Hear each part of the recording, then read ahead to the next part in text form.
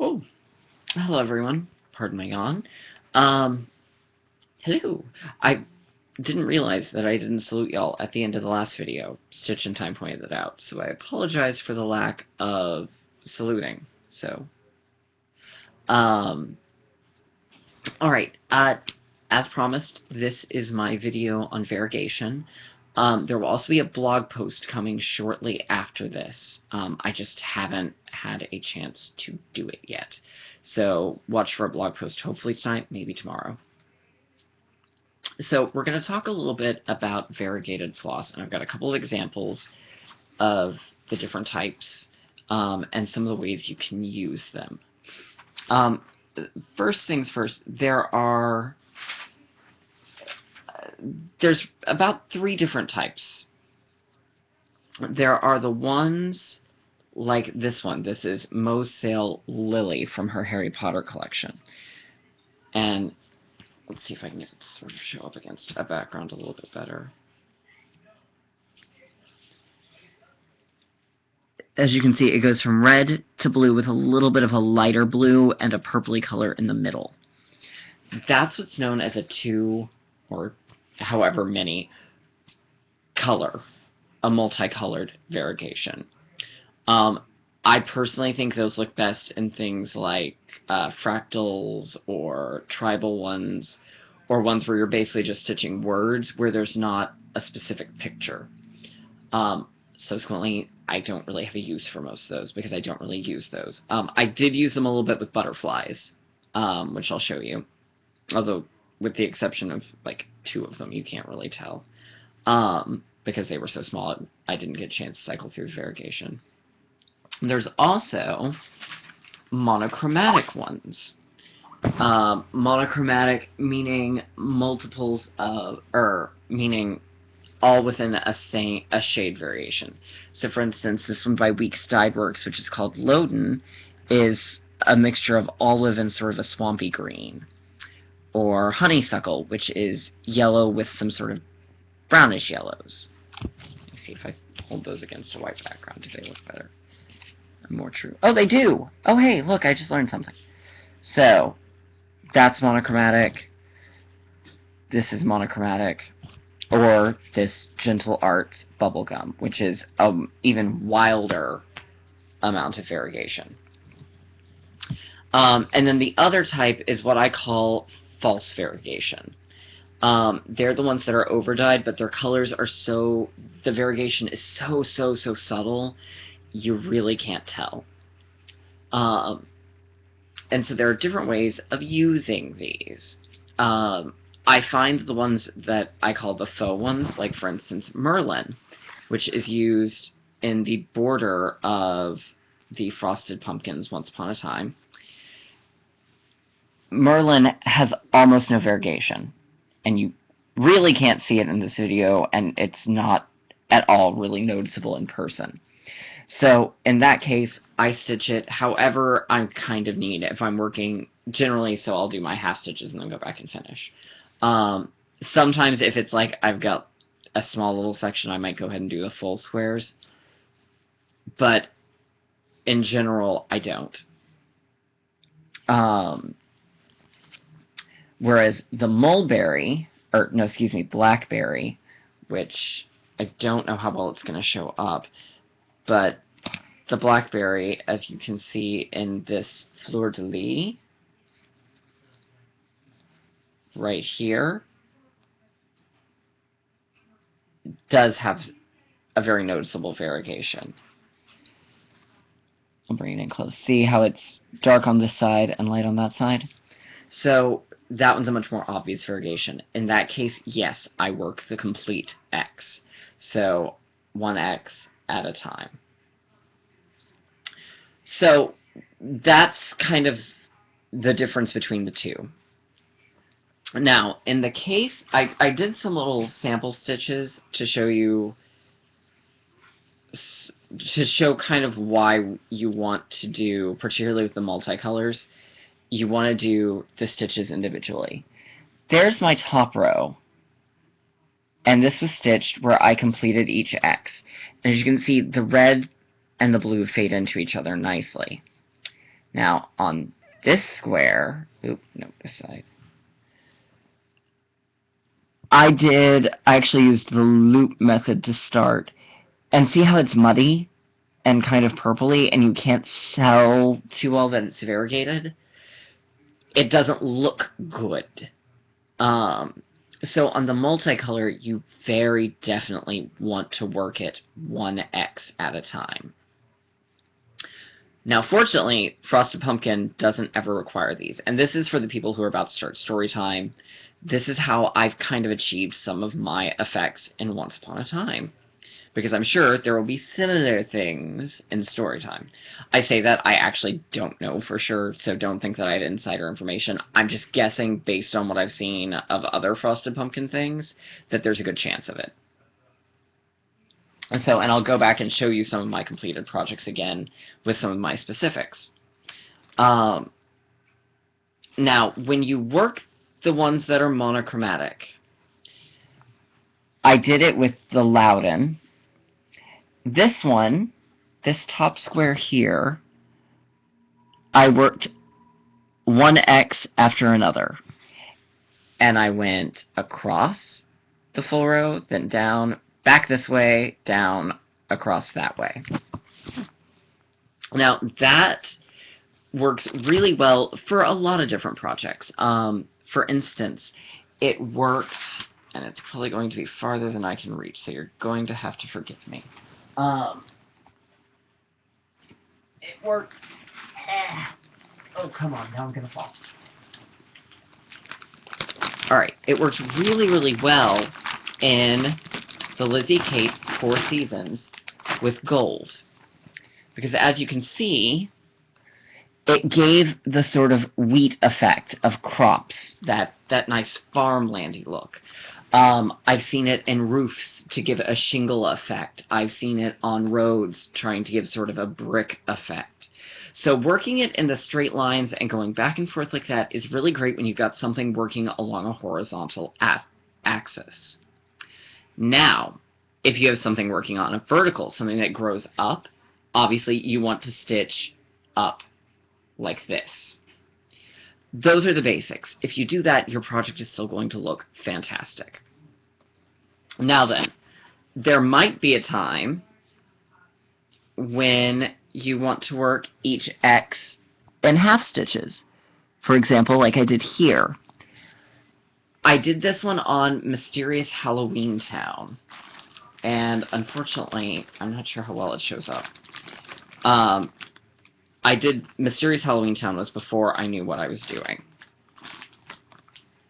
But if you look across, you can still see the variegation, but it looks a little bit more like real grass, where you've got the dark overlaying the light. It looks a little bit more realistic.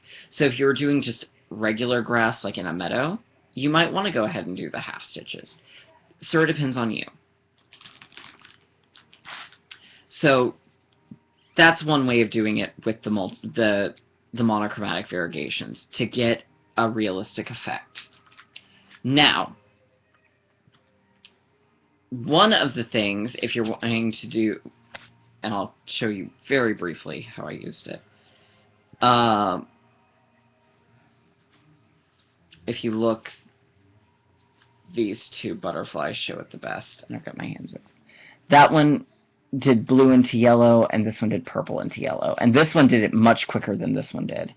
So that I did because I thought, oh, well, they're butterflies. They've got multiple different colors. So that's a good way of working with those. Now, one of the things that I did with this, with the Frost, well, with Once Upon a Time, was I decided, for whatever bizarre reason, that I was only going to do it on this one flower, but I did it. If you look, my tulip grows from light into dark as it goes up the flower. What I did, and I tried to draw it as best I could on this graph paper, was I started in the middle, square one.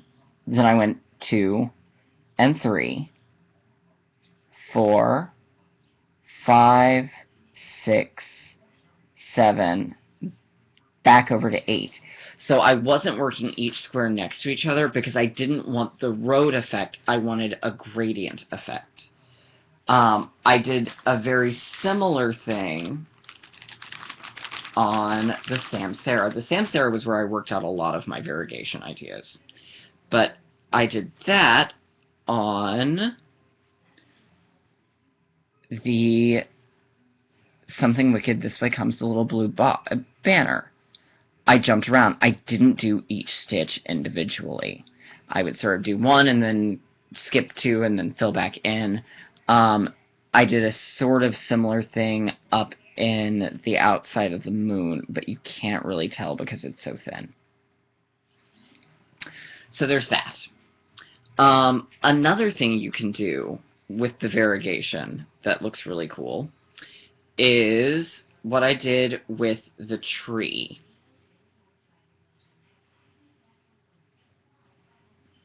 Okay. So you've got the tree, and unfortunately, lighting being what it is, I'm not sure how well it'll turn up. There we go. What I did was I outlined it.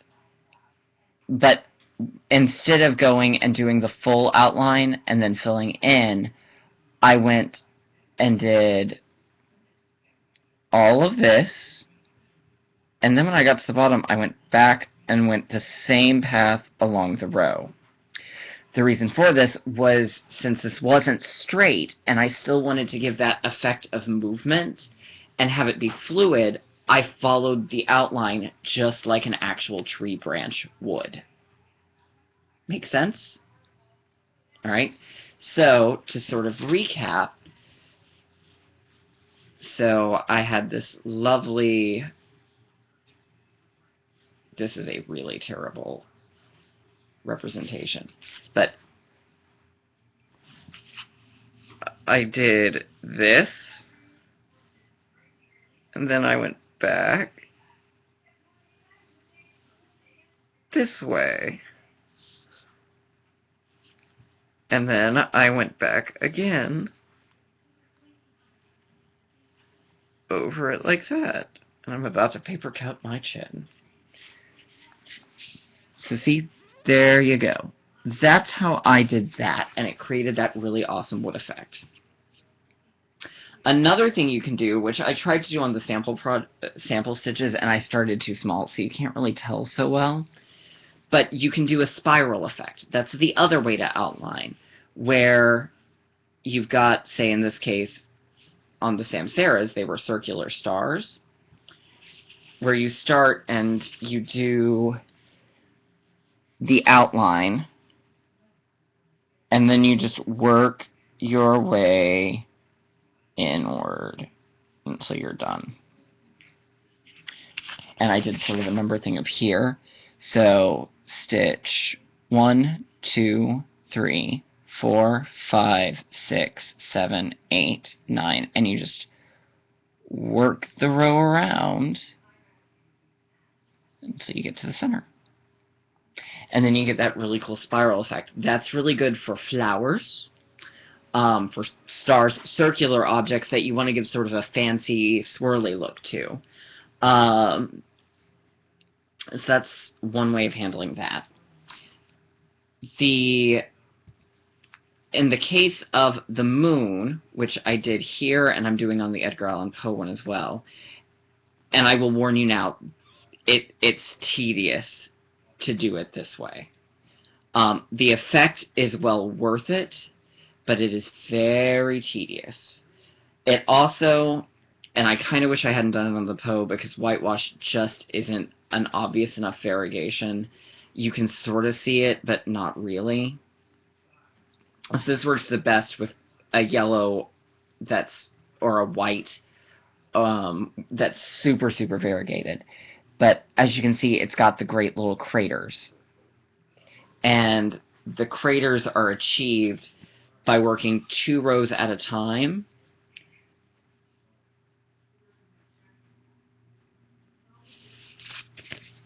And going up, over, down, over, up, over, down, over, up, over, and so on and so forth. And then you work your way back this way. So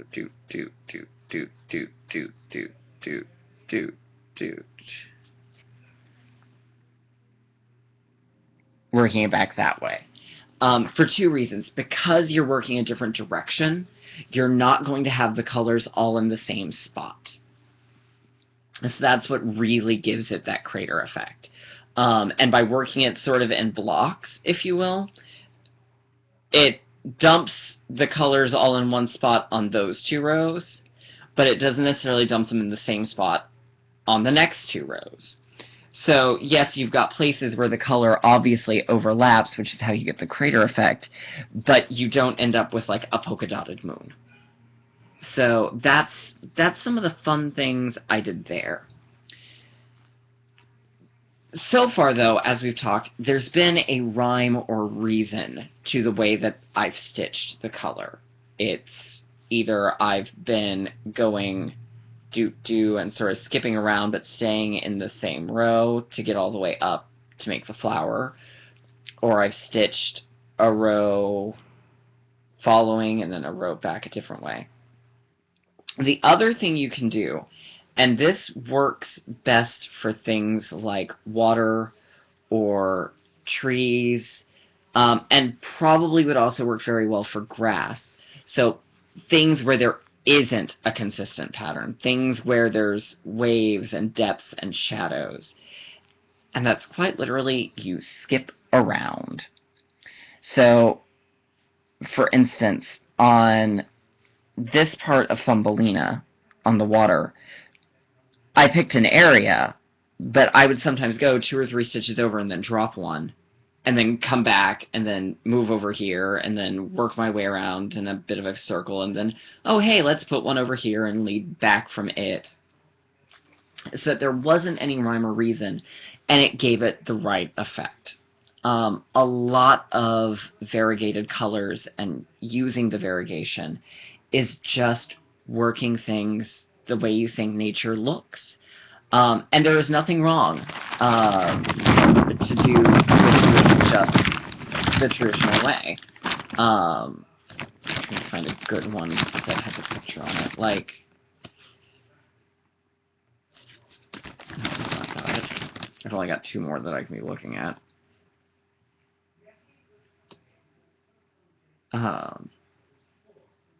And they don't really show too well, so never mind. Unless... Okay. Picture-wise, I don't know how well you can tell, but the radishes. Sweetheart Rose is that lower pink color. And as you can see, the model stitcher just stitched the variegateds however she felt. If it were me, I would start and make sure it was always dark, fading into the lighter pink, because typically that's the farther out you go, it either gets lighter or darker. And in the case of like a radish, it's going to be darker towards the top than it is towards the bottom. But again, there's nothing wrong with just working it however the floss fills in. So really, it's all up to you. You. Yes, you with the glasses and you over there with the hair. It's up to y'all. These are just the things that I figured out and learned, so I'm kind of sharing them on. And I know the last time I did it, I did sort of touch on it a little bit in a previous video, but I wanted a chance to actually explain and explore. So those are the variegations. My favorite variegated threads, I have 2. I have one silk that I really love, and those are the Dragonfly Lotuses, which you have seen me talk about and show off. And I also really love Weeks Dye Works. I've worked a little bit with Gentle Arts and like those. I started on Poe with the, I think it's the Thread Gatherer Silken Colors, and I'll show you that. It's called Desert Moss, and it's this one right here. It's interesting because it goes from green to pink and back. It's a multicolor, and I normally don't go for those, but those are really nice to work with. Those are some damn nice threads. So I highly recommend those. But my 2 favorites, Weeks is great because Weeks has the big variety of color. So does Gentle Arts. Weeks tends to be a little bit cheaper. And I find, personally, Weeks tends to be a little more consistent between dye lots. And that I think Weeks honestly has a little bit bigger variety and a little more things that are easier to match. And then Dragonfly Lotus, she doesn't have a tremendously large selection, but everything she's got is fantastic and works beautifully. I can't say enough about them. So, yes. So those are my thoughts on Variegation. I think Variegation is great. However, I also will say, because they are 2 to 3 to 8 times or more the cost of DMC, use it wisely. There are certain projects where, yes, like this Lizzie Kate Four Seasons, it needs it. The Sam Sarah needed it. The places that I've used it in Once Upon a Time have been great. But if it's a project that requires all variegation, think about it. If it's something like a sampler where you're really not going to have a lot of big blocks of color, you can probably get away with DMC. So don't just go, oh, variegation is always the way to go, because it's not. Sometimes you want the solid colors. And sometimes those variegated colors are not going to be noticeable enough. Had I known when I started Once Upon a Time that Merlin was going to be, and I'll, you know, so imperceptibly done throughout, I would have saved myself the money and gone with DMC. I like the Merlin. It looks good, but I would have just color compared to the DMC. I generally feel the same way about the blacks. So that's kind of up to you. So, to recap, two sort of 3 different styles of color: multicolor, monochromatic. Monochromatics are my favorite. You can use them anywhere. These, not so much. They're still nice. I still like them. They're still pretty, but I just don't have a use for them. And Stitch, I vote Stitch with Nature, but if you just want to stitch the way the floss does, that works too. But that sort of shows you some of the way I do things. Like I said, the blog post, which I'm going to try and get up tonight, but most likely will be tomorrow. Depends on how right buggy I get in a second. Is going to have close-up pictures so you can see the variegation better, because I know my webcam's not so great, with a little more commentary about how I did it. So, if you have any questions, put them in the comments. If you liked this sort of video, let me know. Because if you didn't, then I certainly won't bore y'all by doing more. But if you do, then I'll try and come up with topics. And let's all have fun, especially those that are starting the Frosted Pumpkin story time on Thursday, which I'm so excited about. You have no idea. I purposely took Friday off of work so that I could just try and stitch it all at once. So, anyhow, hope everyone has a great night. Hope everyone had a good Monday. And I will see y'all soon. There you go.